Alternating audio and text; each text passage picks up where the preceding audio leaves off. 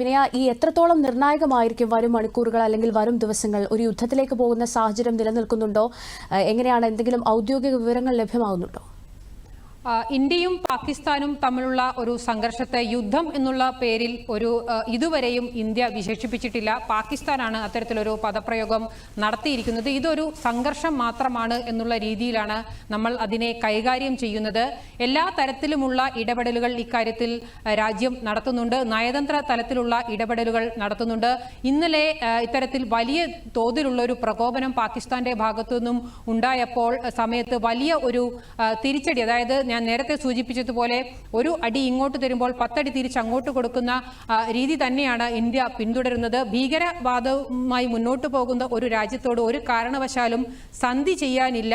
ഭീകരവാദം അവസാനിപ്പിച്ചാൽ മാത്രമേ ഒരു സമാധാന പാതയിലേക്ക് ആ രാജ്യത്തോട് അല്ലെങ്കിൽ ഒരു ചർച്ചയിലേക്ക് പോകൂ എന്നുള്ള തീരുമാനം നേരത്തെ തന്നെ ഇന്ത്യ പ്രഖ്യാപിച്ചിട്ടുള്ളതാണ്. ആ നിലപാടിൽ തന്നെ അടിയുറച്ചുകൊണ്ട് ഇന്ത്യ മുന്നോട്ട് പോവുകയാണ്.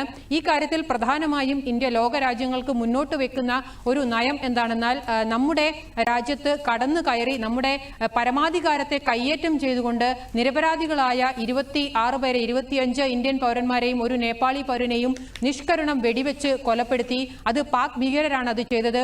ആ പാക് ഭീകരർക്ക് പരിശീലനം നൽകിയത് പാകിസ്ഥാനിലാണ്.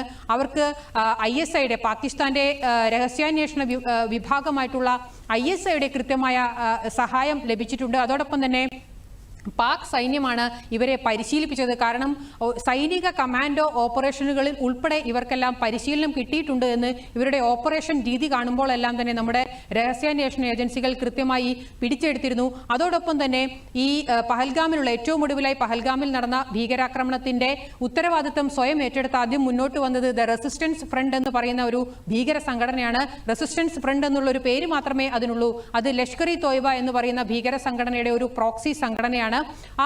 അത്തരത്തിൽ എല്ലാ കാര്യങ്ങളും അതിന്റെ എല്ലാ തെളിവുകളും ഇന്ത്യയുടെ കൈവശമുണ്ട്. അത് അന്താരാഷ്ട്ര തലത്തിൽ, അന്താരാഷ്ട്ര ഐക്യരാഷ്ട്രസഭ ഉൾപ്പെടെയുള്ള ബോഡികളുടെ മുന്നിലെല്ലാം തന്നെ ഇത് ഇന്ത്യ എത്തിച്ചിട്ടുണ്ട്. മറ്റ് സഖ്യരാഷ്ട്രങ്ങളായിട്ടുള്ള മറ്റ് ലോക ശക്തികളായിട്ടുള്ള അമേരിക്ക ഉൾപ്പെടെയുള്ള, റഷ്യ ഉൾപ്പെടെയുള്ള, ബ്രിട്ടൻ ഉൾപ്പെടെയുള്ള ലോക നേതാക്കൾക്കെല്ലാം തന്നെ ഇത് സംബന്ധിച്ചുള്ള നിലപാട് ഇന്ത്യ വ്യക്തമാക്കിയിട്ടുണ്ട്. അതുകൊണ്ട് എല്ലാ രീതിയിലും സുശക്തമായിട്ടുള്ള ഒരു പോക്കാണ്. അതായത് കൃത്യമായി നമ്മൾ ഈ ഏപ്രിൽ 22-ന് ആക്രമണം നടന്ന് കഴിഞ്ഞ ദിവസം ഓപ്പറേഷൻ സിന്ദൂർ എന്നുള്ള ഒരു പ്രതികരണം ഇന്ത്യ നടത്തുന്നതുവരെ നടന്ന സംഭവവികാസങ്ങൾ, ഈ 15 ദിവസങ്ങൾക്കിടയിൽ നടന്ന സംഭവവികാസങ്ങൾ നമ്മൾ എടുത്തു പരിശോധിക്കുകയാണെങ്കിൽ വളരെ കൃത്യമായ ഒരു പദ്ധതി ആസൂത്രണം ചെയ്തുകൊണ്ട് കൃത്യമായ ഇന്റലിജൻസ്, രഹസ്യാന്വേഷണ വിവരങ്ങളുടെ അടിസ്ഥാനത്തിലാണ് ഇന്ത്യ ഒരു പ്രതികരണം നടത്തിയിരിക്കുന്നത് എന്ന് തന്നെ കൃത്യമായി നമുക്ക് മനസ്സിലാക്കാം. ഞാൻ കഴിഞ്ഞ ദിവസങ്ങളിലൊക്കെയും സൂചിപ്പിച്ചിട്ടുള്ളതാണ്. ലോകത്തിലെ 4ാമത്തെ ഏറ്റവും വലിയ സൈനിക ശക്തിയാണ് ഇന്ത്യ. അതേസമയം ലോകത്തിലെ സൈനിക ശക്തിയുടെ കാര്യത്തിൽ 12ാം സ്ഥാനം മാത്രമാണ് പാകിസ്ഥാൻ ഉള്ളത്.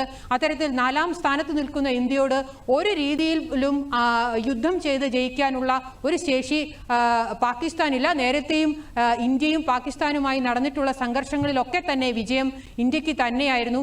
അതുകൊണ്ട് തന്നെയാണ് ഒരു പ്രോക്സി വാർ, അതായത് ഒരു നിഴൽ യുദ്ധം ഇന്ത്യയോട് എല്ലാ കാലത്തും പാകിസ്ഥാൻ തുടർന്നു പോന്നിരുന്നത്. 10-30 വർഷമായി ഭീകര സംഘടനകളെ തീറ്റിപ്പോറ്റി അവർക്ക് ഫണ്ടിങ് കൊടുത്ത് അവരെ പരിശീലിപ്പിച്ച് ഇന്ത്യയിലേക്ക് കയറ്റി അയച്ച് ഇവിടെ അസ്വസ്ഥതകൾ ഉണ്ടാക്കി ആക്രമണം നടത്തി എല്ലാം ആണ് പാകിസ്ഥാൻ ഈ ഒരു സംവിധാനത്തെ മുന്നോട്ട് ചലിപ്പിച്ചുകൊണ്ടിരിക്കുന്നത്.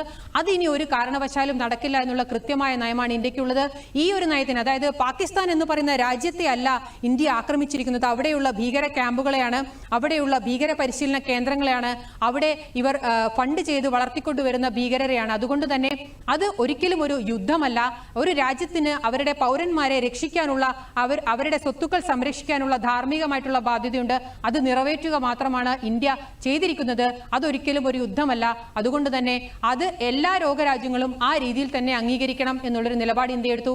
ആ രീതിയിൽ തന്നെ അമേരിക്ക, ബ്രിട്ടൻ, റഷ്യ ഉൾപ്പെടെയുള്ള രാജ്യങ്ങളിൽ നിന്നെല്ലാം തന്നെ ഇത് സംബന്ധിച്ച് ഇപ്പോൾ എടുത്തിരിക്കുന്ന ഓപ്പറേഷൻ സിന്ദൂർ സംബന്ധിച്ചൊരു പിന്തുണ നേടാനും ഇന്ത്യക്ക് കഴിഞ്ഞിട്ടുണ്ട്. അതുകൊണ്ട് തന്നെ ഏത് രീതിയിലുള്ള ആക്രമണം, പ്രത്യാക്രമണം പാകിസ്ഥാന്റെ ഭാഗത്തുനിന്നുണ്ടായാലും അതിനെ നയതന്ത്ര തലത്തിലായാലും അല്ലെങ്കിൽ അതിനെ പ്രതിരോധിക്കുന്ന രീതിയിലായാലും അതേത് രീതിയിലും അതിൽ ഉറച്ചു നിന്നുകൊണ്ട് തന്നെ അവരെ പരാജയപ്പെടുത്താൻ കഴിയുമെന്നുള്ള പൂർണ്ണ ആത്മവിശ്വാസം ഇന്ത്യക്കും ഇവിടുത്തെ ഭരണകൂടത്തിനും സൈന്യത്തിനുമുണ്ട്.